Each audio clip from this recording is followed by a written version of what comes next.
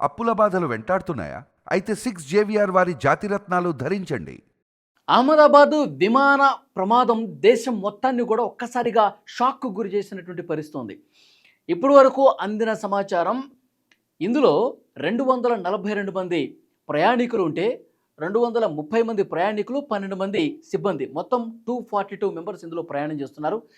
ఇందులో ఒకే ఒక్కడు ప్రాణాలతో బతికి బయటపడ్డాడు అని సమాచారం వచ్చింది. అహ్మదాబాదు సిపి చాలా స్పష్టంగా ప్రకటన చేశారు. ఒక వ్యక్తి గాయాలతో బయటపడ్డాడు, ప్రాణాలతో బయటపడ్డాడు. విశ్వాస్ కుమార్, 40 సంవత్సరాలు, A1 సీట్ నెంబర్తో సహా చెప్పాడు. అతను గాయాలతో బయటపడ్డాడు. ఆసుపత్రిలో ప్రస్తుతం చికిత్స పొందుతున్నటువంటి పరిస్థితి ఉంది. ప్రమాదం జరిగినటువంటి సమయంలో ఈ దృశ్యం మీరు చాలా స్పష్టంగా చూడొచ్చు. పెద్ద ఎత్తున పొగ వచ్చింది.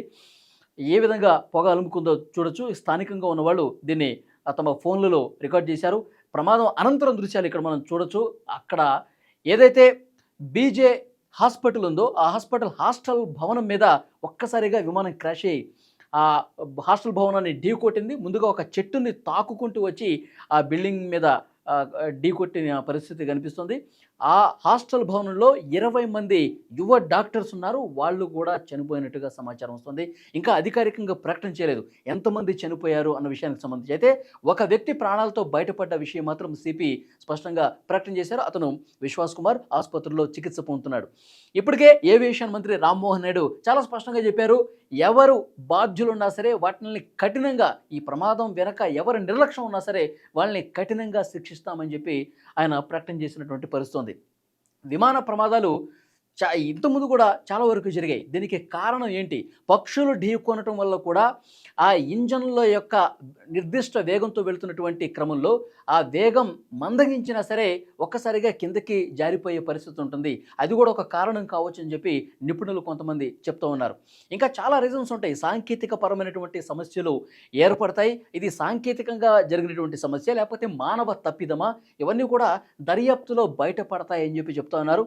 ప్రధానమంత్రి మోదీ దగ్గర నుంచి అన్ని రాష్ట్రాల ముఖ్యమంత్రులు, సినీ ప్రముఖులు అందరూ కూడా ఎక్స్ వేదికగా పోస్టులు పెడతా ఉన్నారు. అత్యంత బాధాకరం, చాలా శోకాన్ని మిగిల్చినటువంటి ఘటన. 169 మంది భారతీయులు చనిపోయారు, 53 మంది బ్రిటన్ పౌరులు చనిపోయారు. సో ఇంత పెద్ద ప్రమాదం అసలు ఎవరు ఊహించలేదు.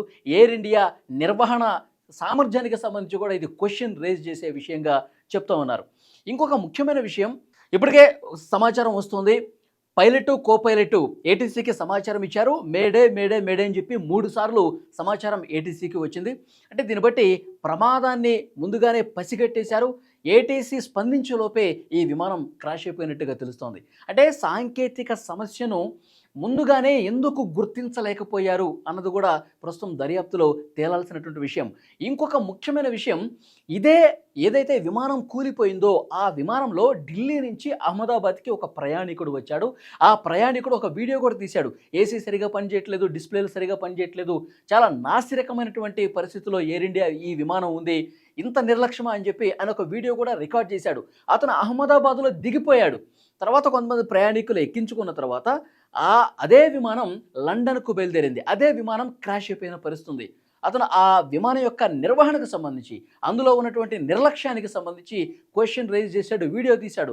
అది కూడా ప్రస్తుతం వైరల్ అవుతోంది. సోషల్ మీడియాలో చాలా చాలా స్పష్టంగా అది వైరల్ అవుతుంది. దీని మీద కూడా విచారణ జరిపించండి, నిజంగా ఎయిర్ ఇండియా ఇంత నిర్లక్ష్యంగా విమానాలు నడుపుతుందా అని చెప్పి అందరూ కూడా క్వశ్చన్ చేస్తున్న పరిస్థితుంది.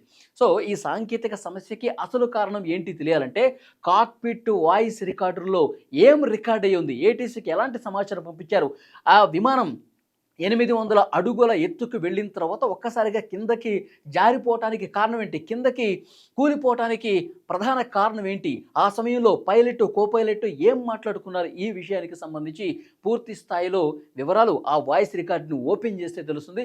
ప్రస్తుతం దర్యాప్తు ఆ దిశగానే జరుగుతుంది. ఇంకా చాలామంది చెప్తూ ఉన్నారు, ఎయిర్ ఇండియా నిర్వహణకు సంబంధించి సమస్య ఉందా, లేదంటే సాంకేతిక సమస్య ఉందా, లేదంటే గాల్లోకి ఎగిరిన తర్వాత పక్షులు ఢీకొనటం వలన, లేకపోతే వాతావరణ కారణమా, ఇవన్నీ కూడా దర్యాప్తులో వస్తాయి. కానీ వీళ్ళిద్దరూ మాట్లాడుకున్న విషయాలు ఏటీసీ సకాలంలో స్పందించలేకపోవటం వల్లే ఇది జరిగిందని చెప్పి ఈ చర్చ కూడా ఉంది. సో డెఫినెట్గా వాస్తవాలు ఏంటి అనేది బయటికి రావాలంటే సమగ్ర దర్యాప్తు తర్వాతే బయటకు వస్తుంది. ఇంకా ఎంతమంది చనిపోయారు, చనిపోయిన వాళ్ళలో ప్రముఖులు ఎవరున్నారు అనేది అధికారికంగా మరికొద్ది సేపట్లో రిలీజ్ చేసే అవకాశం చాలా స్పష్టంగా కనిపిస్తోంది.